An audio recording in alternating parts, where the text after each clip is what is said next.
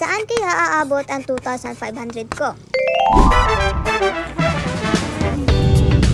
Hi everyone! Ubanimi ninyo mangukay kay bag-ura nagsweldo. Kapit na ganin ang sweldo, katulad din akong kamot mo gastos, marjug dagan ng kwarta. Pero bitaw, mangukay jud ko kay wala na ko'y masuot. Wala na may sa kuha kay ning dako jud ko.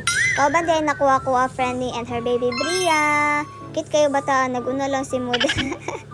Bago di naglakaw, hapit sa mi diriya sa ATM kay mag-withdraw ko og kwarta.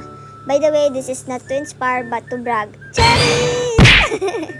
Pero bitaw, mag-withdraw ko kay unsa man ang pambayad ko, wala may cash dala. Anyways, human na mag-withdraw na nakay na dayon mig taxi aron dali ra balag makalipong sa baho basta maabot lang dayon. Diri adi ay migihunong sa driver, so diri na lang mi una nangukay. Na adi ay mi sa San Pedro na pod nangukay kay mas daghan diri kaysa sa Rojas. Perfect kaayo diri kay nakaukay kog kalo tag 30 ra, branded kayo, and after that nakakay kog pantalon tag 200 kayo bayit. Pero bet kay siya.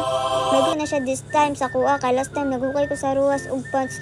Basta di ay gamay sa kuha, nasayang ra kayong kwarta dito Nya wala man ko mabuhat. Nya pagama nagukay sad mig pambata hasta daghana diri sa moang naukayan mga nice kayo tag 20 lang and wala pa mi na satisfied dito nagbakla na pud mi sa layo nang itag ukayan.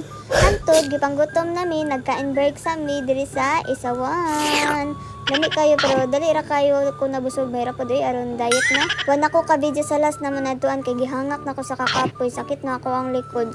Na nanguli na mi, mura mi ng limos pinabot taxi dari niya. Dugay kayo dai, dugay kayo ang taxi bayet. So nagdit ko lang mi aron dili na lang pud ko malipong sa taxi. Niapit na sa tugtog pulburon di kay carvings daw sa akong mother Sue. Ara palitan na to aron di na siya maghihinga. And human na nagsakay na mi tricycle niya na realize na ko gamera di ay ako na okay. Pero okay ra mas daghan sa pambata iguro pantalon ako So maalan to guys. Thanks for watching.